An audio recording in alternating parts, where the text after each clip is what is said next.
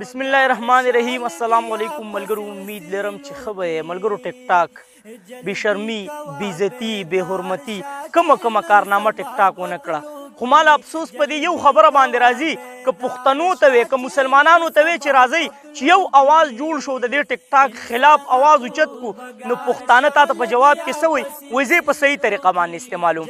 ته په صحیح طریقه باندې استعمالې، خو پیدا یې چاته ده چې ټیک ټاک استعمالې. ټیک ټاک والا ته نه ده، هم دې سیز له مونږه ترقي ورکړې ده، مونږ مخ په وړاندې باندې روان کړی دی او ټیک ټاک زموږ څه هغه کارنامې وکړې ملګرو چې هغه د کتلو نه وي.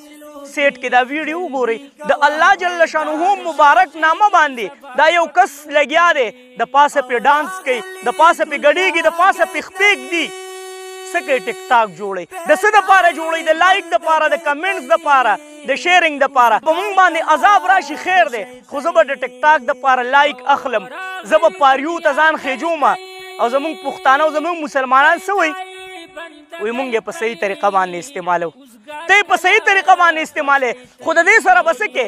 د هغې پښتنې سره به څه کې؟ کومه پښتنه نه چې نن حیا څادر غورځولی دی او په ټیک ټاک کې ګډېږي، هغې پښتنې سره به څه کې چې یو حیانات پلار، یو عزتداره پلار یې راواغستو او په شرمونې وشرمو. د څه د وجې؟ د ټیک ټاک د ویډیو د وجې چې پلار ته خبر هم نه او لور لګیایي په کمره کې ټیک ټاک کوي.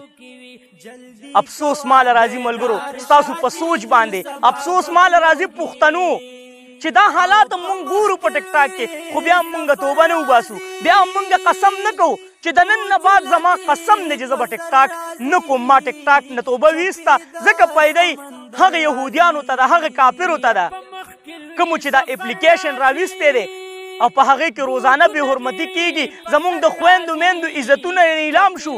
هغه بچي چې د مور او د پلار ته امید یې هغه ولګي او په ټیک ټاک کې ځان ولي. د هغه مور او د هغه پلار ارمانونه خاورې ریږي. د چا بچی چې ټیک ټاک کوي د هغه مور او د هغه پلار نه تپوس وکړه، هغه مور او پلار ته به قسم دی دومره تکلیف وي چې زه تاسو ته ویلی نه شم. دا سړی چې د پاکستان په کوم ګوټ کې وي او په کوم ځای کې وي، نو زه درته منت کوم پښتنو چې دا ویډیو لکه د اور خوره کوي چې دا د ځمکې په تل کې هم وي چې دا راوباسي او دله داسې سزا ورکړي ملګرو چې د ده نه دا پوستکی واړئ چې ته په نوم مسلمانې، دا ته د څه کې دا ته کومه کارنامه کې که مسلمان نه وي ملګرو غیر دین له هم نه دي پکار چې زما د الله جل شانه د نوم مبارک په داسې طریقه باندې بې حرمتي وکړي. او زه تاسو ته منت کوم پښتنو مسلمانانو چې ټیک ټاک نه توبه وباسئ. بله ورځ به مړه کېږئ نه، الله جل شانه ته به نه مخامخ کېږئ چې الله جل شانه درنه تپوس وکړي چې یاره په ټیک ټاک کې به زما د نوم بې حرمتي کېده، عزتونه پکې نیلام کېده، تا ته ولې توبه نه ایسته؟ نو ته به ورله څه جواب ورکړې؟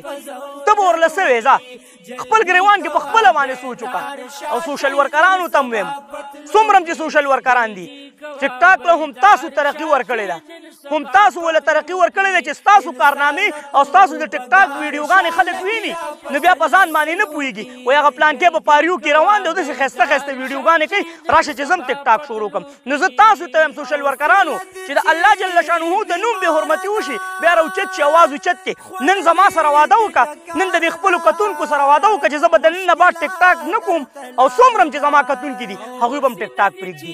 ځکه زما د لاسه الحمدلله زما د اواز د لاسه د دنیا بله خلکو ټیک ټاک پرېښودو. زه یو وړوکی سوشل ورکر یم، ستا د لاسه به د دنیا بله خلک پرېږدي. نو پښتنو دا ویډیو زیات نه زیات شیر کړئ. دا سړی چې په کوم ځای کې وي نو چې دا را پیدا شي او په ده باندې داسې ریمانډ واغستی شي چې د ده نه دا پوستکي بیل شي او د ده هر یو اندام مات شي، نه چې بیا به داسې څوک نه کوي. ما نوید ارماني په خپلو دعاګانو کې یاد ساتئ. تاسو زما په دعاګانو کې هر وخت د لوی الله په امان.